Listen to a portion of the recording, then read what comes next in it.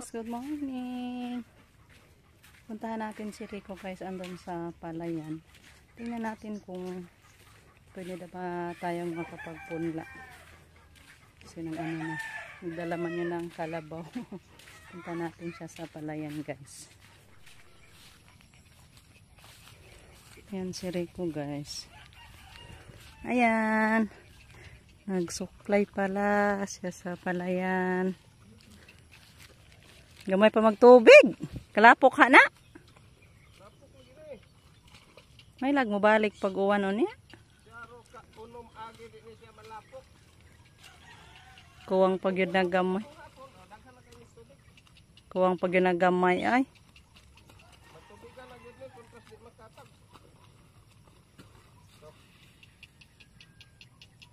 Pay tubig dire ibabaw, ipalugsong.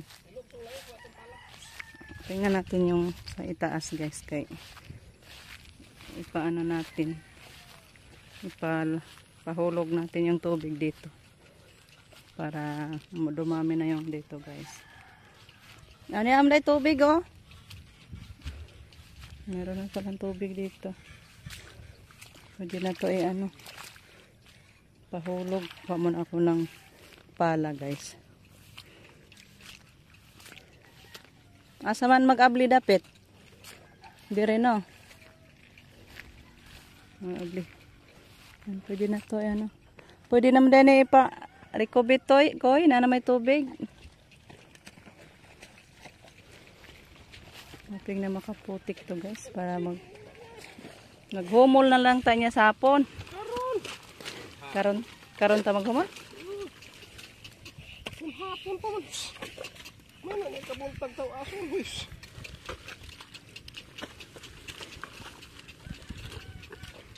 Naagi na nini mo kausari ay. Bali na na.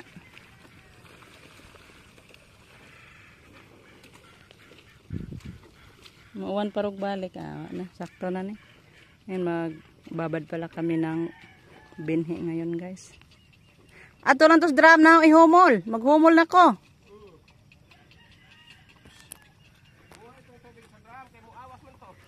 Ha? Katurang doha ka drum humulan. Usag tunga, tagtunga to sag tunga. Maghatod sa kog pala. Kuha muna ako ng pala guys. Ayan guys, may tubig sa ulan kagabi. Dito tayo magbabad ng binhi. Di ihuwad na. Tagsagtunga.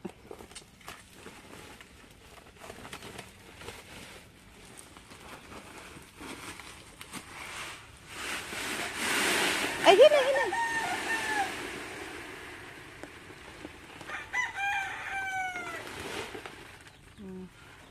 Taghanam dahil takok. Waan pa ba ka nagtahok? Hindi. Ang dami ng lutaw.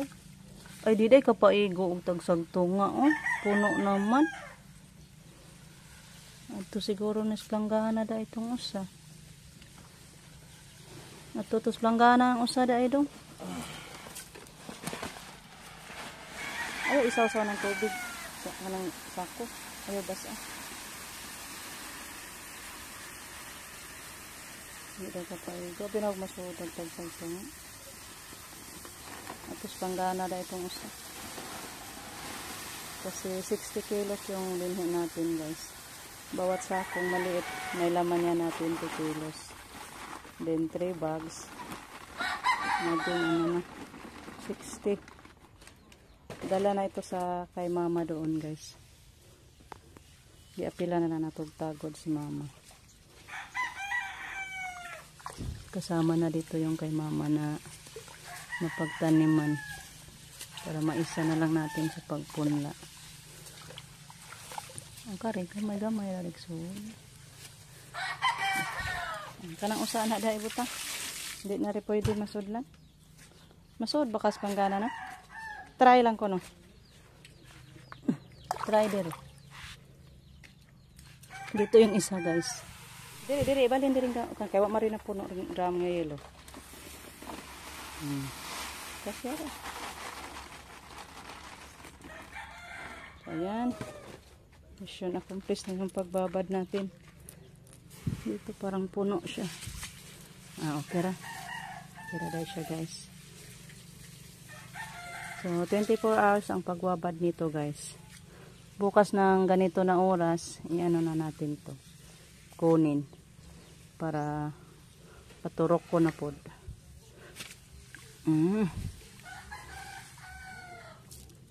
Ayan, guys. Kay magpaluto ng tinola ang isda si Rico. Higop daw siya ng sabaw.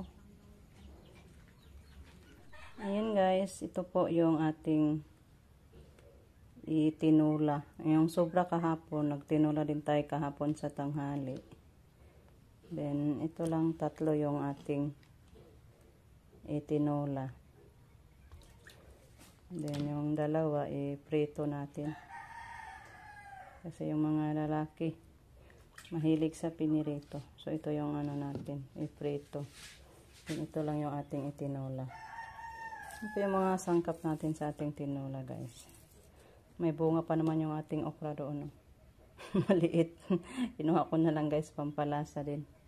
Yan yung ating malunggay. So, isa lang ko muna yung ano natin. Yung isda. So, ito na. Tumulo na yung ating isda. Ilunod na natin yung ating malunggay, guys.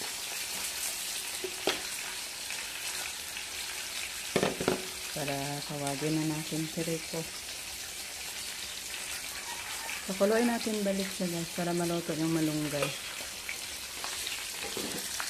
Ito yung sinirito natin.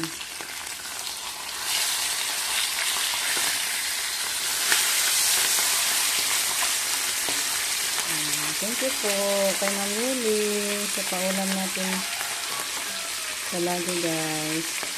Hindi na ako matulay mag-anong lulutuin ko, guys. Kasi dami yung lulutuin natin. Thank you po talaga sa support. Heartily support ni Ma'am Yuli sa atin, guys. Heartily and lovingly support. Ayan, tumulo na to.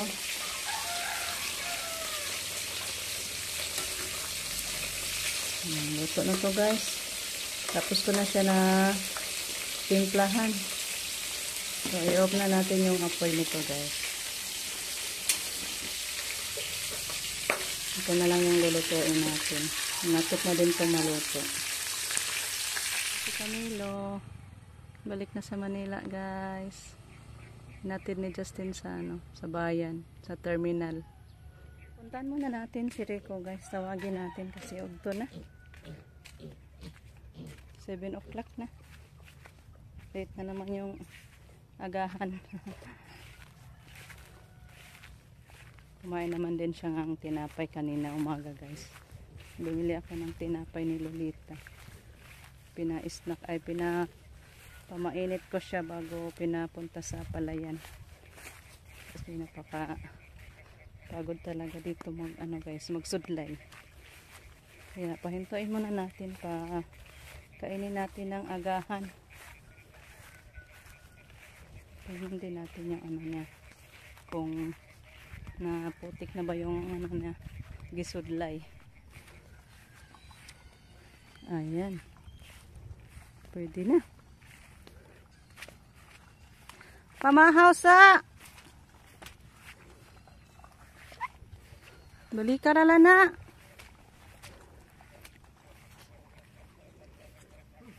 Dumami yung tubig, guys, kasi yung tubig dito pinagkanala namin, ayan, para patungo dyan.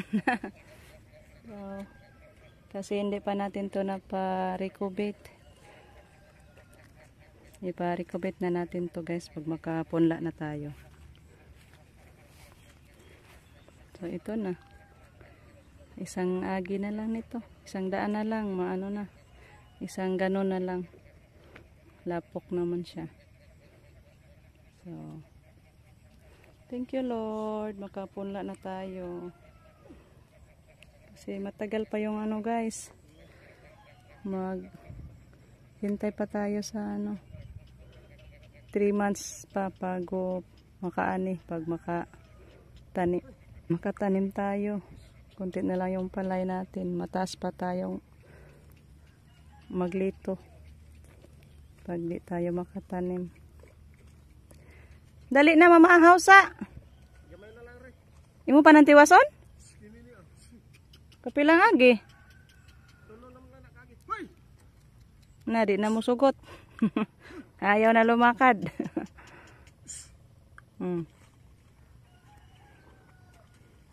Pagod na daw.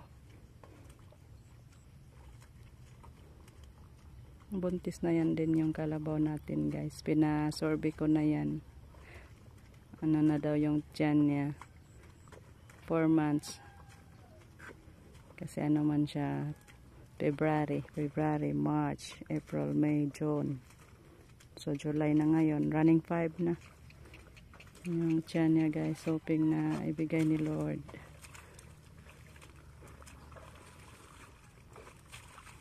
Nabugnaw tong kuan mo, sabaw. To nas mi, balik na? Ha? To nas mi, taon, balik na. Mingaw. Kinsa may naghato? Justin. Babay na to. Kuan ra, terminal ratos ubay. Magban ra man to pa dong tagbilaran. Mauna na lang kunin mo. Last na lang na ang ana. One way. Balik pa.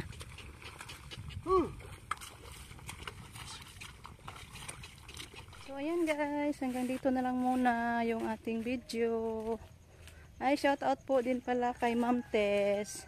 Hi po Ma'am Tess, shout out po. Yung tabliya mo andun na kay Camilo, ma'am. Pinadala ko na. So si Ma'am Tess na yung ano ni Camilo. Mag-text kung saan sila magsundo para kunin ni Ma'am Tess yung tablian niya, guys.